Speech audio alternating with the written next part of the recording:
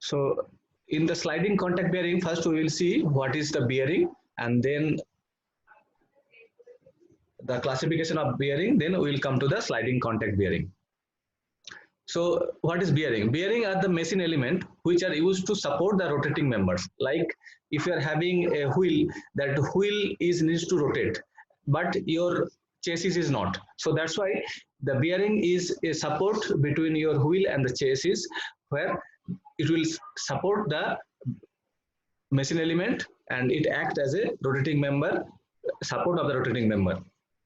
So it transmits load from rotating member to another stationary member is known as farm or housing. It permits relative motion of two members and one or two direction. And bearings basically classified into two categories. One is sliding contact bearing and second is a rolling contact bearing. So today we will discuss about the sliding contact bearing. So what is sliding contact bearing in terms of kinematic pair? We know that in the kinematic pair, the surface which are having surface contact, that is termed as a lower kinematic pair. So in sliding contact bearing, there is surface to surface contact. So that is regarded as a lower pair. But in the rolling contact bearing, like ball bearing, you have seen that the point of contact is a single point, that is point contact. So that's why the rolling contact bearing comes under the higher kinematic pair. Now, the sliding contact bearing has several advantages compared to the rolling contact bearing.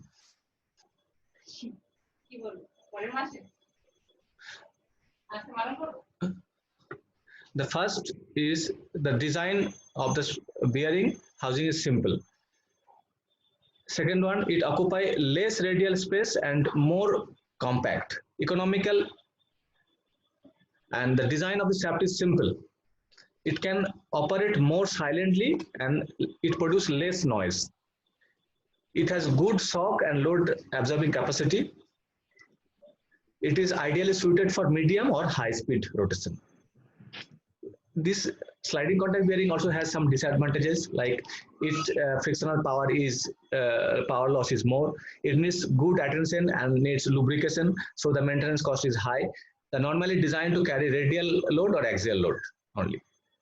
Now, sliding contact bearing is classified based on different things. So first is based on the type of load carried. So sliding contact bearing, here you can see that this is called the radial bearing. The load is acting from the top direction. This is the this is the front view and this is the side view. So you can see that the smaller one, that is the shaft, it is called journal, which is rotating member is called journal, and the stationary member is called the bearing. So that's why it is called journal bearing. So you can see that the shaft is rotating and the load is acting from top direction. So that's why this is called radial bearing. And here this is the thrust bearing or axial bearing. Here you can see that the load is acting in axially. Load is acting axially, and this is this. And this is the single contact bearing, and this is multiple contact bearing where the number of shaft is higher. And this is radial thrust bearing. In radial thrust bearing, the load is acting both radially as well as axial direction.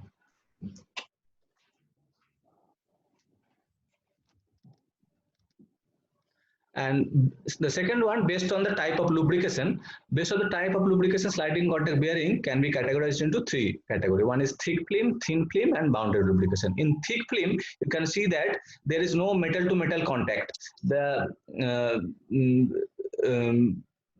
gap between the journal and the bearing is higher, and in that gap there is lubricant. So that gap is generally 8 to 20 micron. The film thickness is 8 to 20 micron. And the coefficient of friction is very low for this case, 0.002 to 0.01, and this is also termed as hydrodynamic lubrication. And in the thin film lubrication, you can see that there is no metal to metal contact, but whenever some sudden changes in load, so some portion it can come into contact, and for this the surface wear is mild, and the coefficient of friction is commonly range from 0.04 to 0.01. And the third one is the boundary lubrication. In boundary lubrication, you can see that the metal to metal contact is happening quite frequently, and that this type of and the typical coefficient for this coefficient of friction for this is higher, 0.05 to 20.2. So if we plot these things in three different for three different lubrication system, we can able to get that coefficient of friction, and this side bearing modulus, that is mu n by f. I will discuss later. Mu is the coefficient of friction, and n is an rotational speed, and F is the pressure or the force. So if we plot, we can able to see that for the boundary lubrication, coefficient of friction is higher. You can see that metal to metal contact is there, and as it goes to the thin film lubrication, the coefficient of friction is lower. So coefficient of friction is lower for the thin film lubrication, and for the thick film lubrication, the coefficient of friction is also lower, and this is also called hydrodynamic lubrication. Now, sliding contact bearing is also classified based on the lubrication mechanism. The first one is the hydrodynamic lubrication. In hydrodynamic lubrication, the load surfaces are separated by stable thick film, and that prevents metal to metal contact. The pressure generated by the moving surface force lubricant through the wedge-shaped zone. And the hydrostatic lubricated bearing, here the externally pressurized lubricant is fed to the bearing from the separate surface. You can see that externally lubrication is fed, and this is applicable for low speed to medium speed.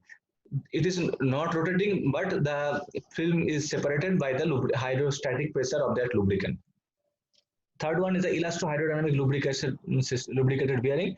In this type of lubricated bearing, the rolling contact between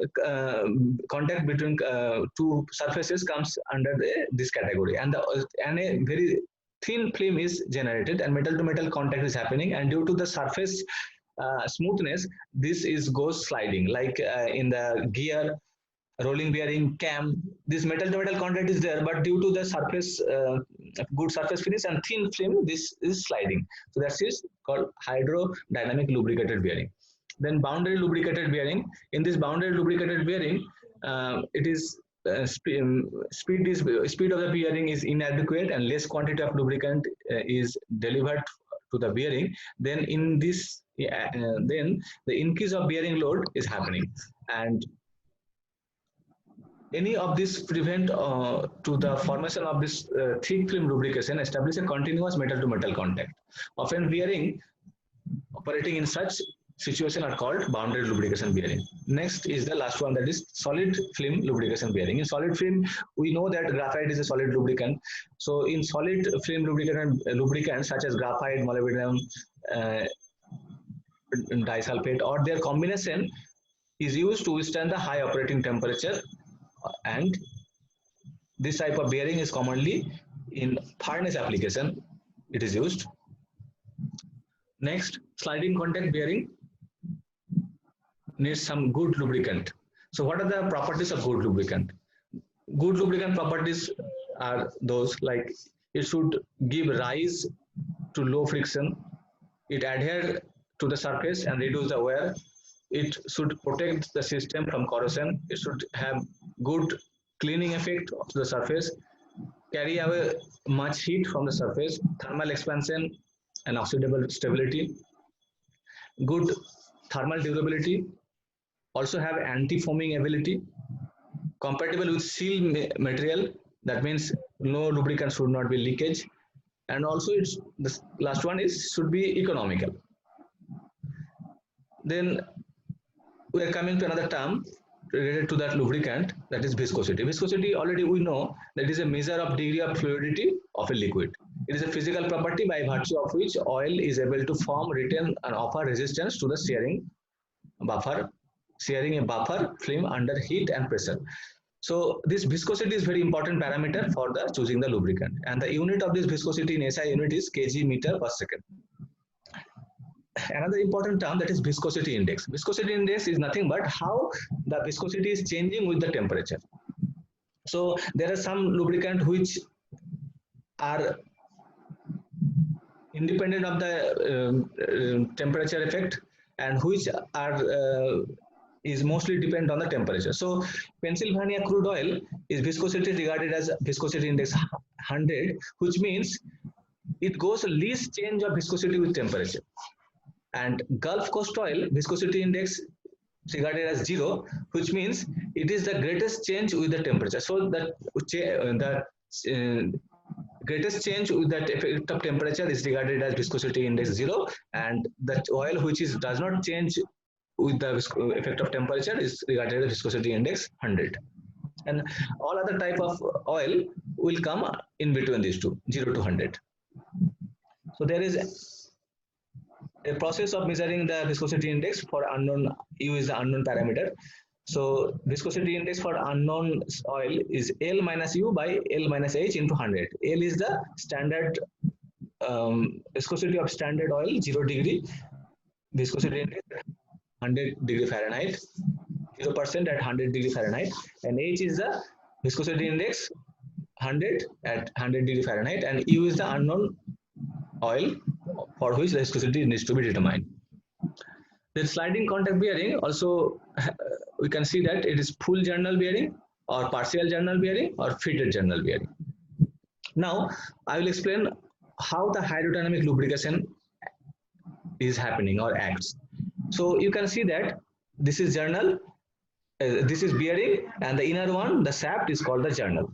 So initially when it is at rest condition, the shaft, due to its own load, it will rest on the bearing surface, and there is no gap of the film, and the force of this shaft is going downwards, and due to the reaction, another force is going to upwards from the bearing. So now whenever it starts rotating, if it starts rotating, let's say it is clockwise direction, so rotating in clockwise direction, that means the CG of the shaft will shift right and it will shift towards here. So in that case, the reaction force will come in slightly right hand side. So due to this uneven of this force distribution, this film thickness is going to change, and the minimum film thickness for this case, it will come in this here, in this location. This is called minimum film thickness or H0, and this is the oil film. So if we consider that in the stable condition, whenever it is rotating in a very high speed, we can see that the film thickness is not uniform. It is minimum at this location. Whenever it is rotating counterclockwise, rotating clockwise, this one will be here in the left hand side. H0 is the minimum film thickness, and E is the eccentricity. Eccentricity means center of the distance from the center of the journal to the center of the bearing, because center of the shaft, which is called journal, is here, somewhat here, and center of the bearing is here. So there is difference, that is called E, that is called eccentricity. So I will come the properties of sliding contact bearing material. What are the good properties? Because whenever you need to choose the bearing material, you need to go for these properties, and it should satisfy these properties. First is the compressive strength. You have seen that in this location pressure is higher.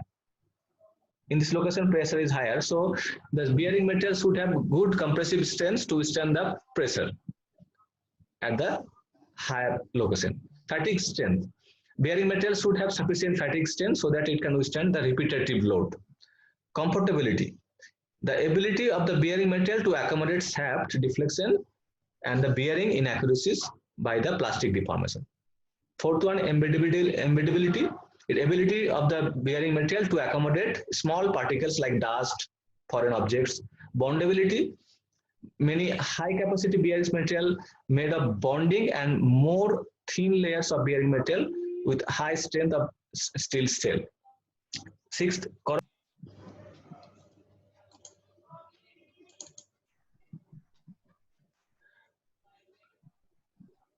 so are you able to hear properly? Because my connection got disconnected. Yes. Okay. Yes, sir. Next, what are the bearing material used for the bearing? Generally, for the bearing, mostly Babbitt material is used.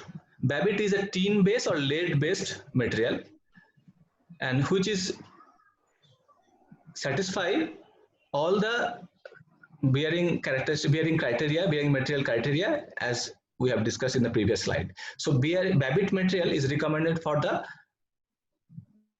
bearing material, and where the maximum pressure is 7 to 14 Newton per millimeter square or MPa. So most of the bearing material bearing is in this range because it needs to satisfy this pressure. So most of the bearing material is used the Babbitt material. Babbitt material two types. One is tin based Babbitt or lead based Babbitt. Apart from this Babbitt material, other type of material like bronze, gunmetal, phosphor bronze, cast iron, silver, or non-metallic bearing is also used. But mostly, if it is asked that which kind of material generally used in the bearing, you have to tell that it is Babbitt material. The composition of the Babbitt material are given over here for the tin-based Babbitt and the lead-based Babbitt. Depending on the different application, this tin-based or lead-based is chosen. But mostly the Babbitt material. Next, terms used in hydrodynamic general bearing. We have seen in the previous things that whenever it is rotating clockwise, the minimum thickness is comes over here in the left hand side. But what happens when it is goes counterclockwise? The minimum thickness it will come over here. So you have seen this figure. It is rotating counterclockwise. So minimum film thickness instead of this location it goes here. I have deliberately chosen this picture in order to show how these things is happening. So if you are deriving considering this picture, you have to tell accordingly, or if you are deriving from with this picture, you have to tell accordingly the minimum thickness, film thickness H0 this location or this location. So let's say I'm taking this one. The journal is rotating counterclockwise, and the bearing which is fixed, and journal is rotating counterclockwise. So at the initial position, it will be this location, like initial position it will be like this. This one the force will come through this middle position, but whenever it is rotating and in the full speed, this type of form it will form. The film thickness will not uniform throughout the location. The film thickness will be minimum at this location, and the distance between O dash, that is bearing center, and O, that is journal center, will be regarded as E, that is eccentricity. So let's take a hydrodynamic journal bearing as shown in this figure. O is the center of the bearing, O dash is the center of the bearing. That means this bearing center is O. D is the diameter of the bearing. Small d is the diameter of the journal. Small d is the diameter of the journal. This is called journal, and this is called bearing. And L is the length of the bearing. I have shown that this side view, the front view, and this one is the length of the bearing. So whenever you are seeing the other view, you can get the length. The term that is first term is diametral clearance. Diametral clearance is the difference between two diameters. So capital D minus small d is the diametral clearance. Then radial clearance. Diameter clearance is termed as C, and radial clearance termed as C1. C1 is the radial difference between your bearing and journal. So capital R minus small r. So capital D minus small d by 2, that is C by 2. Diametral clearance ratio. It is a ratio of diameter clearance to the diameter of the journal. So that is diameter clearance is C and radius of the journal is small d. So C by D, that is capital D minus small d by small d. And eccentricity is nothing but this distance, O to O dash. O to O dash is the eccentricity distance. So eccentricity distance is denoted by small letter E. A minimum oil film thickness is here H0. It may be sometimes may be assumed as C by 4. So eccentricity ratio is another term, epsilon eccentricity ratio, that is E by C1. E is nothing but O to O dash. So O to O dash means what? C1 is the radial clearance, C1 minus H0 by C1. So that is 1 minus H0 by C1. So that is nothing but 1 minus 2H0 by C, because C is equal to C1 is equal to C by 2. So 1 minus 2H0 by C. So that is eccentricity ratio. Now, based on the length, bearing is also categorized into different terms. If length of the bearing and diameter of the journal is same, like L is equal to D, then we can call that bearing is a square bearing. L is equal to the diameter of the journal, then we call it is square bearing. If L by D is less than 1, that means if L by D is less than 1, that means diameter of the journal is higher compared to the length, then we call it is a short bearing. On other hand, if L by D is greater, that means length of the bearing is higher compared to the diameter of this journal, then we call it is a long bearing. So I will come to these other things like design aspects. Already I have we have seen this kind of graph, coefficient of friction versus Zn by P. Z is the viscosity, N is the rotation of the journal, and P is the pressure. So Zn by P we termed as a special name, that is bearing characteristics number. I will explain one by one. So for the thin film, metal to metal contact is there, so that's why coefficient of friction is higher. As it goes from thin to thick, the coefficient of friction decreases, and after that it again increases. So this zone is considered as a thick film lubrication, where stable condition is able to seen, and this zone is a partial lubrication, and there that is thin film lubrication or unstable, because metal to metal contact is happening in this zone. So we have defined several terms like Zn by P, another is D by C, another is L by D. Already we know D is the diameter of the journal, C is the diameter clearance, L is the length of the journal, D is the diameter of the journal, length of the bearing, L is the length of the bearing, and Z is the viscosity, N is the speed of the journal in RPM, P is the pressure. The coefficient of friction mu is a function of these three terms. Zn by P, D by C, L by D. Mu is the coefficient of friction, and phi is the functional term. So already all these parameters we know. So mu, coefficient of friction, is a function of three parameters: Zn by P, D by C, L by D.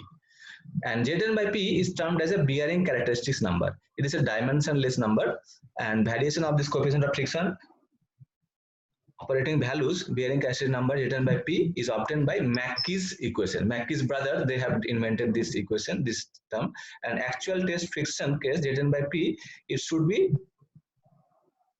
3K. So I will explain in later step.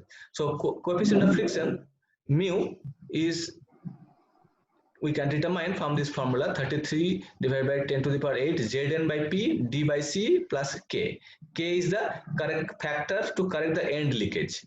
It depends upon the ratio of the length to the diameter of the bearing. So for K is 0.002, for L by D ratio 0.75 to 2.8. So K is one factor, correction factor, and so coefficient of friction mu basically 33 10 to the power 8 Zn by P, D by C, where Z is in kg per meter second and P is in MPa or Newton per millimeter square. The operating values of Zn by P should be compared with the given values to ensure the safe margin of this condition and the point of the film breakdown. So the critical pressure of the journal bearing, small p, that you can determine through this formula, Zn divided by 4.75 10 to the power 6 D by C square into L into D by L, MPa or Newton per millimeter square. So that P you can determine from this equation. The another term, that is Sommerfeld number. Sommerfeld number is also dimensionless number. It is equal to Zn by P into D by C square. Zn by P is bearing characteristics number into D by C square. So Sommerfeld number, for design purpose, this value is generally taken as this, but if it's not given, then we can determine from this formula. The very important term, that is heat generated in the journal bearing. So whenever your journal bearing is rotating, due to the rubbing action, the heat will generated from the lubricant. So that heat generated Qg is equal to mu, that is coefficient of friction, into W into V. So mu is the coefficient of friction, W is the load in the bearing, and rubbing velocity in meter per second pi dn by 60. So Qg we can determine mu W n Newton meter per second or joule per second or watt. This will be its unit. So if Qg, let's say Qg amount of heat is generating and the bearing is slowly getting heated. So that is not required in our case. So that heat needs to be taken out. So how we can able to take out that heat? We can able to supply, if we can able to supply the lubricant in outside. In that case, the heat can be taken out. So lubricant is supplied from the outside, and from another side the hot lubricant is taken out. So there is equation how much amount of mass of the lubricant needs to be input and how the heat is taken out. So you got the idea. Qg is the heat generated in the inside the bearing. So if heat is generated, it is going to heat, and it will malfunction in the inside the bearing, and it may damage the bearing. So that amount of heat needs to be taken out. So I will explain how these things. So let's say Qd, that is heat dissipated by the bearing. So heat generated by the bearing, and then heat dissipated by the bearing.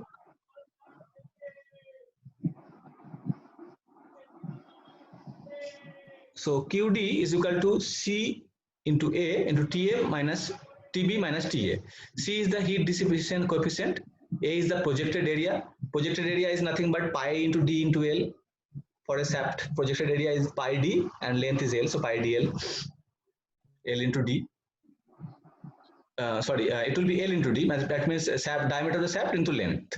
So projected area will be L into d, and Tb is the temperature of the bearing surface, and Ta is the temperature of the surrounding in air. So Tb minus Ta is also taken as half into To minus Ta. To is the temperature of the oil. So the amount of heat the bearing may obtain equated by the we know that heat may be taken out by the oil. So Qt, that is equal to mst, m into s into t. M is the mass of the oil to be supplied, S is the specific heat of the oil, and T is the difference between inlet and outlet temperature. So Qt is equal to mst. So if we equate these two things, we can able to get the mass supplied on the bearing. So I will explain one problem. I have taken two solved problem. For example, so due to the time possibility, because this meeting can be extended till 40 minutes, and after that it will be automatically shut off, because the limit of this Zoom is 40 minutes. So I will explain the problem number 1, and problem number 2 I have shared in the PPT in the Google Classroom, so you can see, and if it is not, I will explain the next class. So a journal bearing is centrifugal pump, given data is there, load of the bearing is this, speed this, SAE oil is given, the viscosity is given, ambient temperature is given, and maximum bearing pressure is also given. Calculate the mass of the bearing of oil required to artificial cooling if the temperature rise is limited to the 10 degrees centigrade. The dissipation coefficient is this. Ki korcho eta? Hello, please erase this one.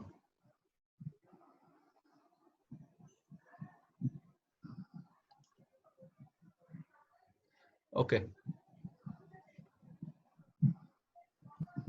So from here, first we need to determine L. It is a long bearing, so 1.6 into D, so 160 millimeter. Then pressure, W divided by projected length. So this is the pressure.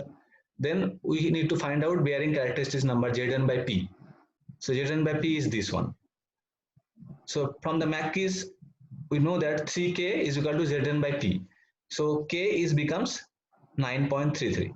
So since this calculated value bearing characteristic number 12.24 is the calculated value is more than 9.33, therefore bearing will produce under hydrodynamic operating condition. Now that means you need to check whether Zn by P goes beyond the 3K, beyond the K limit or not.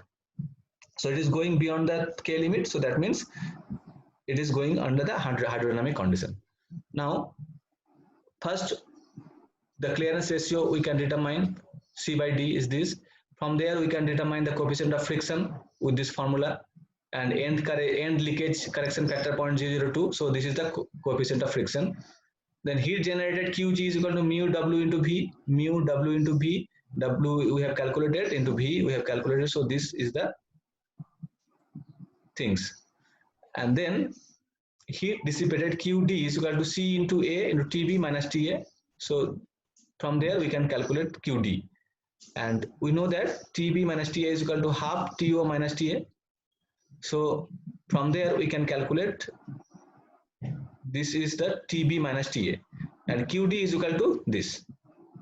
So you can easily see that heat generated minus heat dissipated, it is positive. So that means this amount of heat is accumulating inside the bearing, which is heating the bearing. This is heat generated by the bearing, this is heat generated by the heat dissipated by the bearing. So this is positive, that means this amount of heat is accumulating, so this needs to be taken out by the lubricant. So let's say M is the mass of the lubricant which needs to be required for artificial cooling. So Qt is equal to MST. M, that is mass we have need to determine, S is given specific heat of the oil, and T is the temperature difference. So MST we can able to this term will be equal to Qt, that will be equal to Qg minus Qd. So 19,000 M equal to 91.4. From there we can be able to determine M. M is nothing but this kg per second or this kg per minute. So this will be the final answer. So in this problem, first you have to determine what is the heat generated, then what is the heat dissipated. If heat generated minus heat dissipated is positive, then only you need artificial cooling. Otherwise, no. So in the second problem, I will discuss later in the next class. So if you are having any question, we can discuss. And there will be one MCQ test at today 6 p.m. Based on this class. Those questions will be based on this PPT only. You will not get the answer in anywhere else. So you have to go through the PPT. PPT is there in Google Classroom. So is 6 p.m. is okay for you?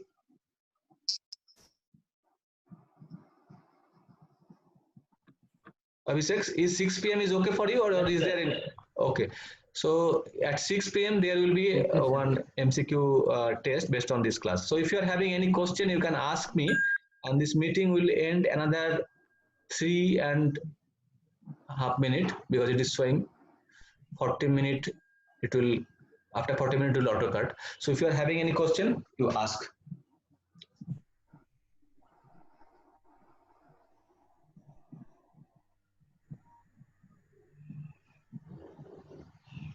And from this chapter, in the sliding contact bearing chapter, the question comes only on that portion, that is how much amount of external cooling is required or not. And another question, descriptive question comes, describe the different stages of hydrodynamic lubrication. So first stage, there is no, it is rest condition. Then slow rotation, how it is happening, then at full running, how the spring thickness is changing, and you have to show the pressure diagram at stable condition. So is there any things